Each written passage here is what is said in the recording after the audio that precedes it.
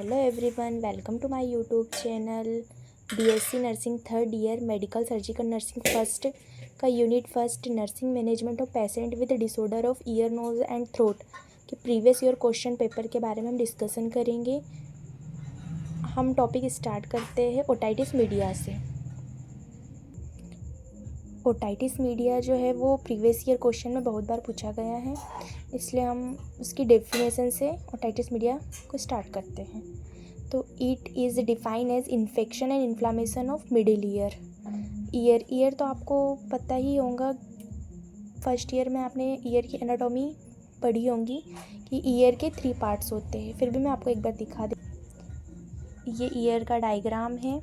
इसमें 3 पार्ट्स होते हैं ईयर के, आउटर ईयर, मिडिल ईयर और इनर ईयर। तो जो ओटाइटिस मीडिया होता है वो हमारे मिडिल ईयर में होता है। डेफिनेशन में it is define as infection and inflammation of the middle ear. जो हमारा मिडिल ईयर होता है, जैसे कि मैंने अभी डायग्राम में बताया है, मिडिल ईयर में इन्फेक्शन और इन्फ्लामेशन हो जाता है। इसकी दूसरी डेफिनेशन देखेंगे, इन्फ्लामेशन और infection of the middle year. Infection और इन्फ्लामेशन हो जाता है मिडिल ईयर में, यूजुअली कॉज्ड बाय बैक्टीरिया और वायरसेस। किसके कारण होता है? बैक्टीरिया और वायरसेस के कारण हो जाता है। या फिर हमारे जो अपर रेस्पिरेटरी ट्रैक्ट होते हैं, जिसमें क्या क्या आ जाता है, हमारा नोज, थ्रोट, उसमें हमारा कोई इन्फेक्शन हो गया है तो उसके कारण भी हमें ओटाइटिस मीडिया हो सकता है। फिर हम उसके टाइप्स देखते हैं। ये 3 टाइप्स का ओटाइटिस मीडिया 3 टाइप्स का होता है। फर्स्ट वन है एक्यूट ओटाइटिस मीडिया, सेकंड है otitis media with effusion, third है क्रोनिक सपोर्टिव ओटाइटिस मीडिया। तो फर्स्ट देखते हैं acute otitis media. Acute otitis media में sudden onset, short duration with ear pain and fever. तो ये कैसा होता है? एक्यूट ओटाइटिस मीडिया जो होता है वो सडन, एकदम अचानक होता है, ऑनसेट होता है और शॉर्ट ड्यूरेशन है, लंबे समय तक के लिए नहीं रहता है, शॉर्ट ड्यूरेशन रहता है। साथ में उसमें ईयर में पेन एंड फीवर होता है। सेकेंड में देखते हैं otitis media with effusion. Effusion यानी कि फ्लूइड्स, जो हमारा मिडिल ईयर है उसमें फ्लूइड एक्यूमुलेट हो जाता है। तो fluid in middle ear without acute symptom, बिना किसी सिम्टम्स के हम जो मिडिल ईयर है उसमें फ्लूइड एक्यूमुलेट हो जाता है। फिर थर्ड है क्रोनिक सपोर्टिव ओटाइटिस मीडिया। ये नाम से स्पष्ट है कि ये क्रोनिक होता है। तो long term infection with persistent पस डिस्चार्ज, इसमें लॉन्ग टर्म इन्फेक्शन होता है, साथ में पस का डिस्चार्ज होता है। फिर इसके हम कॉजेज़ देखेंगे। इसके कॉजेज़ क्या क्या देखे थे हमने डेफिनेशन में? Bacteria, virus. तो बैक्टीरिया क्या है, जो कौन कौन से बैक्टीरिया है जिसके कारण हमें ओटाइटिस मीडिया हो सकता है? वो Streptococcus pneumonia, Haemophilus influenza. Viral में आ जाता है राइनो वायरस, इन्फ्लुएंजा वायरस और Eustachian tube dysfunction. Eustachian tube कौन सी होती है? जो मिडिल ईयर से हमारे नेक में जाती है,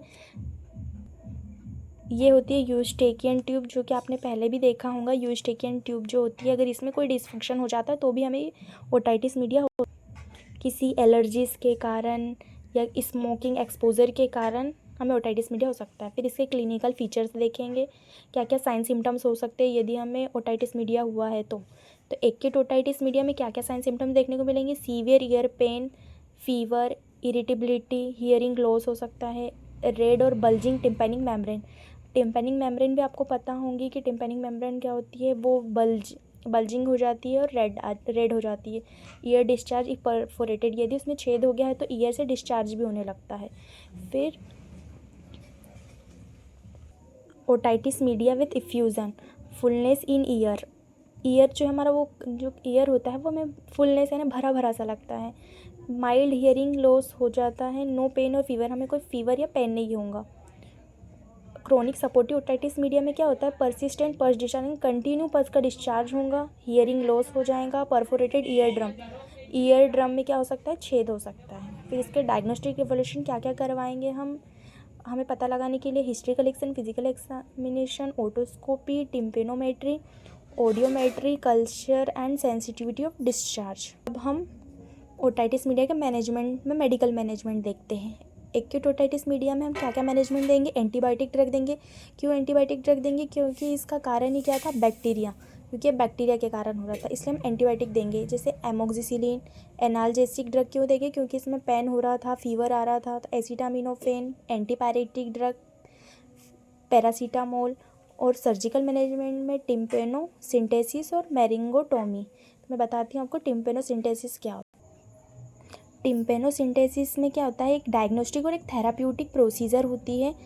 इस प्रोसीजर में क्या होता है, after sterilisation of auditory canal आपको पता है ना, आउटर ईयर में होती है, कैनाल होती है, जिसके स्टेरिलाइजेशन के बाद में किसके साथ करते हैं, आइसोप्रिल अल्कोहल या फिर पोविडोन आयोडीन सॉल्यूशन के स्टेरिलाइजेशन करने के बाद में हम इंसर्ट करते हैं needle through anterior portion of tympanic membrane के एंटीरियर पोर्शन में एक नीडल को इंसर्ट करते हैं और एस्पिरेट करते हैं कंटेंट ऑफ जो भी मिडिल ईयर का जो भी कंटेंट है उसको बाहर निकालते हैं।